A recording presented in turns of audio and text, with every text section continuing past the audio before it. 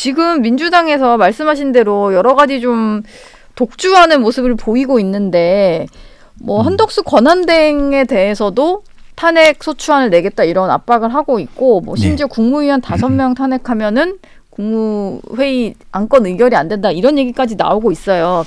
탄핵이 계속 되다 보니까 결국 비상계엄까지도 대통령을 선택을 하게 만드는 뭐 이런 상황이었는데 이런 상황에서도 계속해서 탄핵을 언급을 하고 있거든요. 우선은 지금 뭐 아나운서님께서도 뭐 탄핵을 하다 보니까 비상계엄이다. 우리가 이런 얘기를 함부로 해서는 안 됩니다. 국민대다수 받아들이지 않는 얘기예요. 대통령의 설명 논리를 좀 다시 말씀드리는 것 같습니다. 그런데 비상계엄이라고 하는 것은 군사 독재로 이어지는 반민주 반헌법입니다.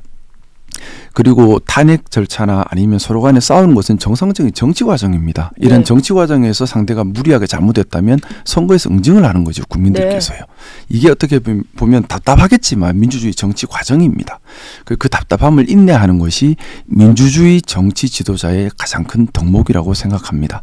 우선은 지금 우리가 마음을 급하게 내고 화를 내면 낼수록 국민들이 다 등을 돌리세요. 말씀 올렸던 것처럼 국민 여론을 등에 업지 않고서는 우리가 할 수 있는 것이 아무것도 없고 점점 더 고립되어 갑니다. 제가 정치를 시작하면서 선배 정치인들께 자주 올렸던 말씀이 그겁니다. 우리의 성을 높이 쌓아서 우리가 그 안에 갇혀버린다면 고사합니다. 바둑에서 포위되면 말이 죽듯이 반대로 우리는 우리 보수의 가치로 길을 내야 합니다. 길을 내서 각 사회 분야의 보수의 가치에 길을 내서 우리 편을 만들어 가야 합니다는 말씀을 드렸는데요. 지금이 정말 그런 것이 필요한 때입니다. 우리가 보호하겠다고 성을 높이 쌓으면 쌓을수록 고립돼서 고사합니다. 그것이 아니라 이럴 때일수록 우리가 세워야 할 우리가 지향하는 가치가 뭔지 정확하게 정립하고 이것으로 국민을 설득하고 신뢰를 얻어가야 합니다. 국민의 여론을 우리 편으로 만들지 않고서는 거대 또 권력까지 집중된 민주당을 실질적으로 견제할 수가 없지요. 민주당은 사실 지금 부담이 없습니다. 뭐냐? 혼자 다수 의석이니까 통과시켜버립니다. 우리가 막을 힘이 없어요. 권력도 민주당에 붙어 있습니다. 막을 힘이 없어요. 국민 여론도 우리 당을 버렸습니다. 심지어 우리는 구구당이라는 평가까지 듣고 있죠. 이래서는 아무것도 할 수 없게 되는 겁니다. 그렇다고 이 급한 마음에 더 강한 목소리만 내고 더 비난한다면 더 고립돼 가는 겁니다. 그러니까 정말 지금이야말로 우리 당이 추구하는 가치를 기준 삼아서 길을 내면서 국민들의 신뢰를 얻고 우리가 국민들이 우리를 믿어줄 수 있게 만드는 것이 정말 중요합니다. 국민들께서 받아들일 수 있는 얘기를 지금부터 해나가야 합니다. 뭐 지금 뭐 민주당이 하는 것에 있어서 뭐 탄핵 중독 정당이다 이런 비판을 하거나 뭐 이재명은 안 된다 이런 말만 되풀이할 게 아니라 그렇게 해서 우리 당이 어떻게 하겠다. 저는 그렇게 생각합니다. 상대를 비난해서 상대가 잘못돼서 반사이익을 얻으려고 하면 한계가 분명합니다. 그리고 그걸 국민들께서 지지하지도 않으실 거고요. 중요한 건 우리가 잘하는 겁니다. 우리가 잘하는 것이고 한덕수 총리께서도 마찬가지입니다.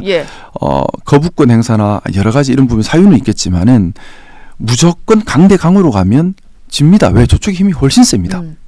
그러면 뭔가 현명함이 우리가 제가 계속 드리는 말씀인데 원균이 되어서는 안 됩니다. 이순신이 되어야 합니다. 이순신이 되어야 한다. 원균이 되어서는 안 됩니다. 마음만 급하다고 돌격앞으로 하다가 그나마 남은 배까지 다 태워버리면 안 되지 않습니까? 지금 당내 얘기가 좀 자연스럽게 넘어가서 좀 여쭤보겠습니다. 오늘 오전 의원총회가 예정이 되어 있는데 여기서 비대위원장을 아마 지명을 할 것 같아요. 나경원 의원, 권영세 의원 얘기가 나오다가 뭐 권영세 의원이 좀 유력한 걸로 보도는 되고 있습니다. 근데 권영세 의원이 뭐 두루두루 좀 그 소통을 잘한다. 그리고 뭐 친윤 세력이 완전 강하다 이런 것보다는 개파색이 그나마 좀 였다라는 지적은 있습니다만 탄핵 반대 입장을 좀 견지를 해온 중진이다 보니까 지금 우리 당의 어떻게 보면 모순입니다. 뭐냐 하면 말씀 올렸던 것처럼 국민의 신뢰와 지지를 받아야지만 당이 살아날 수 있고 우리가 우리의 기능을 할 수 있고 그래 우리의 미래가 생각을 할 수 있는데 문제는 우리 당의 지지층도 중도 보수가 많이 이탈을 해버렸습니다. 그러다 보니 당론과 당원들이 바라는 바와 일반 국민들이 바라는 게 완전히 괴리돼 버렸어요. 그러면 지금 우리 당에 사실 필요한 것은 말씀 올렸던 것처럼 윤석열 대통령과 정확한 관계 정리 이걸 그리고 진지한 반성 이걸 바탕으로 보수의 가치를 기치 삼아서 미래에 대한 정책 제시 국민의 신뢰를 다시 얻어가는 이런 행동을 해야 하는데 이걸 할 동력이 없는 겁니다. 그러다 보니 비대위원장이 나서서 대통령에 대해서 정확히 책임을 묻겠다. 우리가 길을 가겠다 하면 당장 당 안에서 반발이 커지니까 당의 혼란이 커지고요. 당이 혼란을 수습하겠다고 당원들의 이제 목소리를 중심으로 극렬한 지지자들의 목소리를 중심으로 대변하고 원내 다수인 친윤 세력의 목소리를 대변하다 보면 또 대통령 옹호를 하고 우리의 가치나 기치에 대한 얘기를 하지를 못하는 상황이 돼버리고 그러면 국민 지지가 또 떨어져 나가버리겠죠. 네. 그러니까 이러지도 저러지도 못하는 딜레마에 빠져버린 겁니다. 사실은 저는 이제 비대위원장님이 아마 오늘 내일 중 누구라도 되실 겁니다.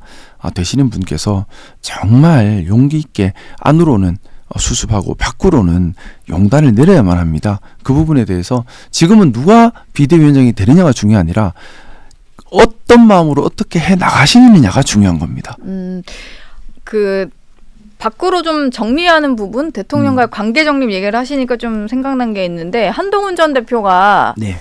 대표직을 물러나기 전에 거의 마지막으로 했던 게 대통령에 대한 제명, 윤리도 소집하고 출당 필요한 조치. 부분이었다고 생각합니다. 그걸 정리하지 못하고서는 우리 당이 반발도 나갈 수가 없습니다. 왜냐하면 그럼 앞으로도 필요하다고 보세요. 그걸 조치는? 하지 않고서 우리가 무슨 얘기를 해도 민주당에서 내란 공범이라는 공격을 어떻게 막을 것이며 또 우리 당이 어떤 정책을 제시를 해도 진정성이 의심받고 일단 제일 중요한 것이 국민 여론이 돌아오지를 않습니다. 예.